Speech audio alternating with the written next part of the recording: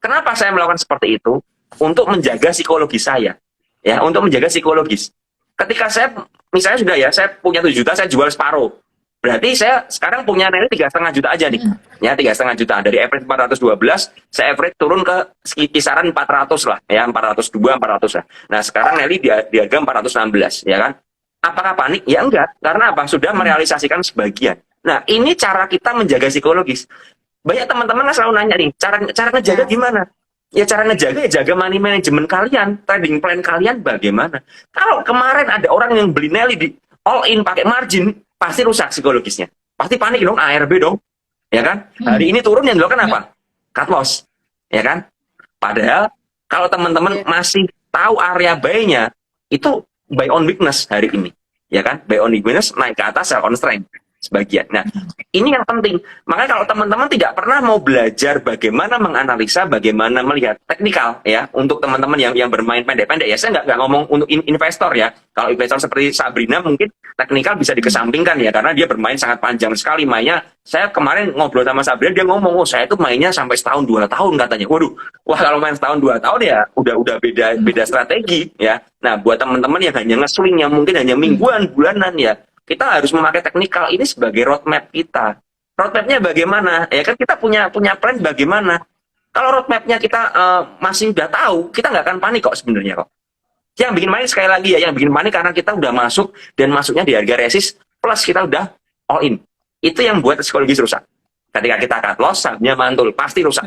Ya kan, pasti rusak. Tapi kalau teman-teman bisa menahan diri, ya, membuat trading plan, jaga psikologis yang benar, saya rasa kok, ya, nggak akan rusak ya, nggak akan rusak. Apalagi marketnya masih cenderung naik ya, seperti itu sih. Nah, Om Ben, satu lagi nih, kalau misalnya apa tadi Om Ben bilang money management nih. Nah, tapi ada juga yang tanya, tadi aku lihat di kolom komen, kira-kira Om Ben tuh kalau misalnya scalping masuk ke dalam satu titik harga atau bentuk piramid Om. Jadi cicil beli gitu, walaupun pelan-pelan sedikit gitu, tapi harganya tuh dibuat seperti piramid gitu, atau langsung hajar satu harga Om? Tergantung untuk apa. Kalau untuk scalping saya biasanya begini, misal saya itu tidak pernah memakai strategi all in, jujur aja. Dan saya bukan orang yang berani pakai margin. Ya, itu saya tidak berani pakai margin dari awal saya trading ya, dari belajar scalping saya tuh nggak pernah pakai margin sampai sekarang karena takut, ya takut. Jadi saya memakai cash yang saya siap pertaruhkan. Misalnya begini, saya masuk misal di PTDU ya, contoh ya PTDU, saya masuk 10 juta. Apakah saya langsung masuk 10 juta? Enggak. Ya, tentu saja saya akan masuk bertahap. Misal 2,5 dulu ya. Saya melihat marketnya bagaimana. Oh, marketnya masih bagus nih, masih ada momentum ya. Baru saya melakukan averaging up pelan-pelan. Ya, jadi itu yang saya lakukan. Kalau kita mau di satu harga, misal ya contoh seperti ini. Tadi pagi PTDU 101, kemudian sempat naik 103, 104 sampai 108, kemudian turun ya kan. Nah, saya itu scalpingnya begini. Memang jujur aja saya kemarin punya barang PTDU. Saya punya dan saya nyangkut di harga 102, 103. Ya kan? Berarti kan saya masih minus kan. Apakah saya panik pagi-pagi? Enggak. Saya nggak panik. Ya, saya nggak panik karena marketnya masih bagus. Ya, di PTDU itu momentumnya masih bagus. Yang saya lakukan tadi gimana? Saya sebenarnya nunggu di bawah. Saya sebenarnya nunggu di 97, 98. Tapi nggak terjadi. Ya, nggak terjadi. Dijagain satu-satu, kemudian ditarik ke atas. Apakah saya langsung masuk lagi? Enggak.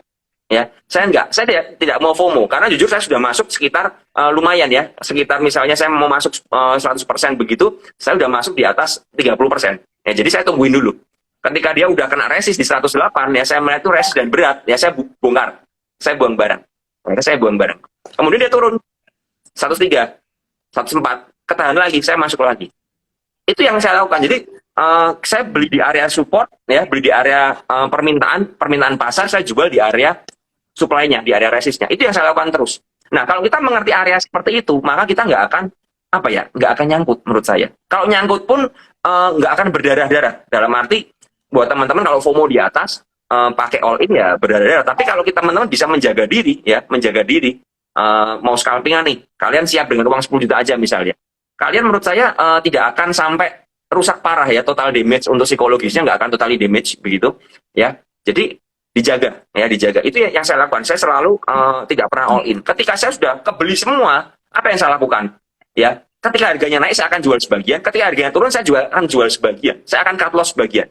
Tujuannya apa? Kalau memang saya masih mau bertahan di saham itu saya akan cover di bawah. Ya. Jadi misalnya ya, saya punya 10 juta ini, saya akan bermain di 10 juta terus. Ya lebih-lebih 11 12 ya. Nanti kurangin lagi, nanti naik lagi, kurangin lagi. Itu yang saya lakukan terus ya. Jadi teman-teman harus pintar mengatur apa ya, menjaga money management kembali ya. Yang membuat psikologi kita kuat adalah money management ya. Kuncinya di situ kalau dari saya. Nah, Om Ben, banyak banget juga nih yang bilang kalau bulan Mei itu lumayan marketnya nggak enak gitu ya. Kayak ibaratnya, aduh, tau gitu mologi, kita tuh nggak trading Om di bulan Mei karena bukannya profit malah ujungnya loss. Nah, kira-kira Om Ben sendiri ngelihat nih selama bulan Mei itu bener nggak sih kayak gitu Om? Bulan Mei Jujur tahun bulan ini. Mei, jujur ya, saya tuh profit porto saya scalping loss ya. Loss lumayan ya. Saya loss 350 juta ada. Ternyata lebih dari apa yang saya targetkan. Jadi mobil Om Ben mobil apa nih yang hilang? Ya 350 apa sih? 2 Agia. Jadi jujur saya loss cuman apa ya? Saya sudah kembalikan. Kenapa psikologi saya nggak rusak ya? Karena saya memakai dana yang saya bisa cover ya, dalam arti loss 350 juta pun itu saya masih profit ketika saya ngitung dari Januari ya, masih profit. Dan 350 itu ya hanya sekitar menggerus 15% dari profit saya yang saya dapat ya. Jadi ya menurut saya masih cukup oke ya, makanya dijaga. Ini kenapa saya bisa seperti ini, karena saya bisa ngejaga. Saya lihat teman-teman di PPC malah pada profit semua ya. Teman-teman pada cuan. Wah, terima kasih Om Ben, cuan semua cuan ya. Saya mentornya malah loss ya gitu ya. Ya sudah ya. Ya sudah. Saya memang melakukan ada kesalahannya, terlalu agresif di beberapa saham kemarin ya, akhirnya malah loss ya sudah. Itu saya mengakui kesalahan dengan cut loss ya. Dan ya saya mencoba untuk membalikkan loss saya di bulan ini ya. Tapi saya rasa bulan Mei kemarin sebenarnya ya, saya rasa banyak teman yang profit kok sebenarnya kalau bermain di saham-saham yang memang saham-saham bullish ya. Saya rasa pasti banyak yang profit. Karena banyak saham yang ditarik kan setelah lebaran dibanting seperti itu, kemudian sekarang ya itu juga kembali ya, saya rasa teman-teman banyak yang profit. Nah, cuman permasalahannya teman-teman yang nggak profit ini biasanya masih nyangkut di pucuk, atau nggak mau cut loss, atau udah ketakutan, atau udah stay in cash ya kan. Oh, sell on May, jual semua kan, jual semua, tidak melihat marketnya, pokoknya jual semua, sell on May, market mau crash nih, udah takut inflasi dan lain sebagainya. Tapi yang terjadi adalah diangkat lagi ya kan. Nah, saran saya sih teman-teman nggak apa ya, dengerin inputan dari luar news tuh boleh ya, sell on May, nanti ada berita apa silahkan boleh, tapi kita harus melihat relevansi di market, apa yang terjadi di market. Karena begini, news inflasi itu nggak bisa membuat market turun atau naik. Yang bisa tuh apa? Inflow dari big money. Nah, kita harus lihat big money-nya ini kemana. Ketika mereka udah keluar kemarin ya, kita keluar nggak apa-apa. Ketika mereka cover di bawah, mereka mulai masuk ya, kita masuk, kita buyback lagi. Itu yang kita lakukan. Jadi kita ini nggak usah apa ya, kita nggak usah ngatur market, nggak usah berusaha mengatur market, tapi kita mengatur porto kita aja dan melihat apa yang terjadi di market ya. Jadi saya selalu tidak pernah melihat news ya, news cuma saya sebagai apa ya, inputan aja, info aja. Oh, newsnya ini seperti ini, ada inflasi, ada the Fed naikkan suku bunga dan lain sebagainya. Tapi ya saya lihat ya sudah ya. Ketika saya melihat, oh ini kok aslinya inflow-nya kencang, ya udah saya ikut masuk. Ya, mungkin, tapi memang money management saya tidak all in karena marketnya ini sedang dalam fase konsolidasi kan. Kalau marketnya bullish saya all in ya, saya all in seperti yang tahun 2020 2021 kemarin marketnya recovery board ya all in. Tapi kalau marketnya seperti ini, saya mulai bermain dengan cash yang saya ukur aja. Tujuannya apa? Ketika saya loss, saya nggak kehilangan profit saya ketika market bullish. Kembali lagi, ketika saya nggak kehilangan seperti itu, maka money management kita ini kuat. Nggak akan khawatir, ya kan? Market mau kemana nggak akan khawatir. Kalau turun bagaimana? Nggak suka analisa, ya udah cut loss. Kan seperti itu. Ya, tapi kalau kita tidak mengatur cash kita, ya kita nggak akan berani cut loss. Takut lah, aduh mau cut loss nih gimana nih, nanti rebound. Nah, itu ya. Jadi itu yang saya lakukan sih. Nah, berarti kalau misalnya bulan Mei, ibaratnya based on pengalaman dari Om Ben sendiri kayak gitu, ada sedikit terlalu agresif, terus juga ya ada sedikit kesalahan lah, miss dari Om Ben sendiri gitu. Nah, kalau bulan Juni nih, pandangan Om Ben gimana nih? Apakah marketnya lebih enak, bisa dikatakan bullish lagi, atau tantangannya masih cukup berat? Sebenarnya begini, yang membuat bulan Mei kemarin nggak enak tuh apa? Libur Lebaran. Seandainya market nggak libur Lebaran, saya rasa nggak akan ada shock terapi yang seperti open market yang langsung minus 2% itu. Ya kan? Karena apa? Misalnya ada penurunan harga atau misalnya ada koreksi-koreksi itu kan per hari, daily ya. Nah, kemarin kan kita lebaran libur yang paling panjang itu ya. Kita libur 10 hari atau 12 hari bursa kalau nggak salah kan. Sangat panjang sekali. Nah, itu yang membuat terjadi perubahan di market kita. Jadi menurut saya bulan Juni ini masih sama dengan Mei, tapi bedanya nggak ada libur panjang. Jadi kalau ada koreksi-koreksi tidak akan seperti koreksi bulan Mei menurut saya. Ya, jadi nggak akan ada lagi nih yang panik tiba-tiba minus 2% tuh nggak ada gitu loh. Kalau minus ya minus bentar langsung rebound lagi, kayak kita lihat hari ini open merah ya, merah sampai minus 0,4 tadi atau 0,5, kemudian rebound lagi ke atas, baru kemudian merah lagi ya. Jadi masih akan sama, market masih akan bergerak dalam zona konsolidasi. Nah ini ya, kalau zona konsolidasi seperti ini gimana cara kita bermain? Kita harus ngerti area supportnya dari sebuah saham. Kita ambil di support, kita buang sebagian di resist. Kenapa buangnya sebagian? Kalau breakout kita masih punya barang, ya kan? Nanti kalau memang dia beneran breakout, kita masih punya barang, dia koreksi lagi, ya kita buyback, average up sebanyak ya yang kita buang tadi. Ini yang membuat psikologi kita kuat, ya. Jadi market masih akan sama. Kalau saya pribadi, saya tidak menyarankan kita untuk agresif, tapi jangan pesimis. Ya, kita lihat marketnya aja mau kemana, ngikut aja lah. Ya, inflow-nya mau kemana, ya, asingnya mau kemana, kita ikut aja. Kalau memang asingnya dirasa buang dengan banyak dan membahayakan, ya kita ikut keluar. Kalau asingnya inflow lagi, kita masuk lagi. Itu yang kita lakukan. Jadi benar-benar kayak tarik ulur ya. Dan ini memang bakal melelahkan menurut saya ya. Jadi menurut saya market bulan Juni, Juli, Agustus itu akan sangat melelahkan sekali. Ya, terutama buat teman-teman yang nggak bisa jaga cash dan teman-teman yang nyangkut di atas. Ya, itu aja sih kalau dari saya soal market. Nih Om ada komen nih, setiap hari sesi 2, sebenarnya akan sesi 1 sih ya. Jadi closing IHSG ada live kayak gini terus boleh, nih. Boleh. Nggak apa-apa kalau pas Karena bisa kan nggak apa-apa. Ya, apalagi kan kalau misalnya kadang kalau sesi 1 teman-teman pada mau makan siang, terus kita yang temenin ya Om ya, ngobrol. Kira-kira tadi apa aja nih saham-saham yang buat kalian cuan, yang buat kalian profit, atau tadi Om Ben baru cut loss saham tertentu. Nah, ya lumayan menarik sih, bisa kita bahas-bahas barengan. Nah, Om Ben, tuh banyak yang bilang Om Ben baik banget sih, mau bagi-bagi ilmu. Nah, kalau misalnya nanti Om Ben berarti di sesi 2 nanti Om Ben lebih ke arah wait and see lah ya. Saya masih wait and see dulu karena marketnya begini. Tujuannya apa kita wait and see? Wait and see itu menurut saya salah satu strategi kita untuk apa sih? Untuk menjaga cash kita. Ketika market koreksi, kita punya cash, kita nggak loss, itu adalah profit. Itu yang harus kita rubah di mindset kita ya. Ya, kita punya cash, ya market koreksi, jangan agresif.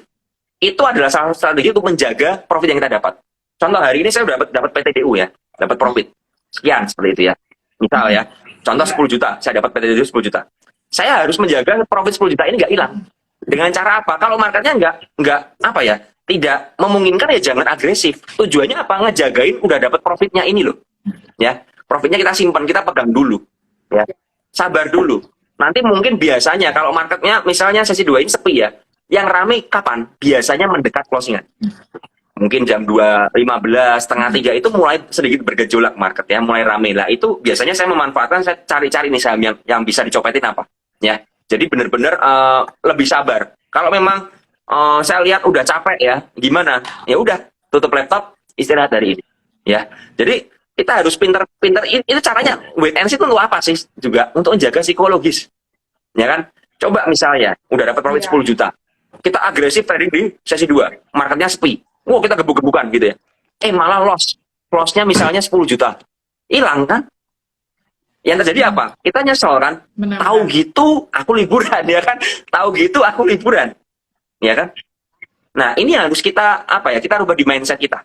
Karena trader ini zaman sekarang taunya cuma satu, aku pengen cuan. Ya kan? Seperti itu kan.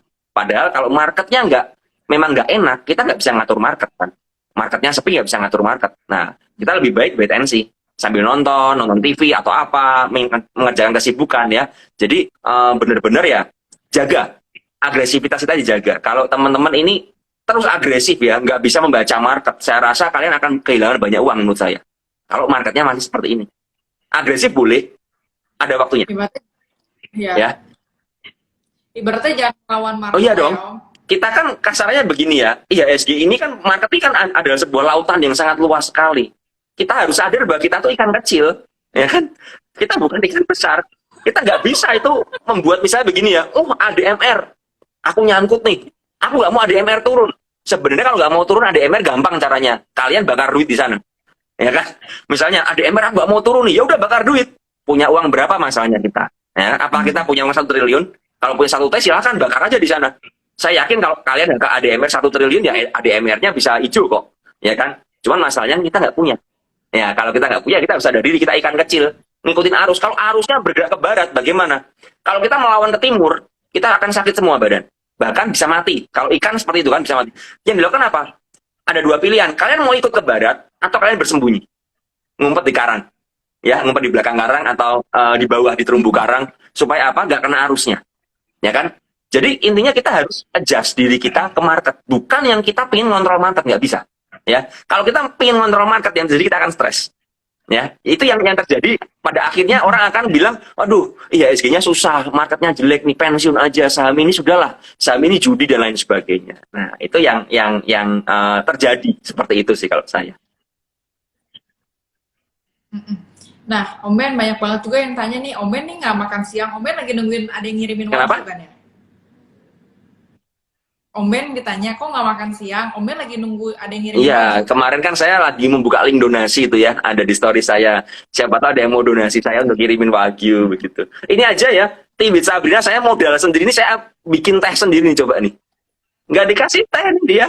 Dia Tim with Sabrina tapi nggak ada tehnya.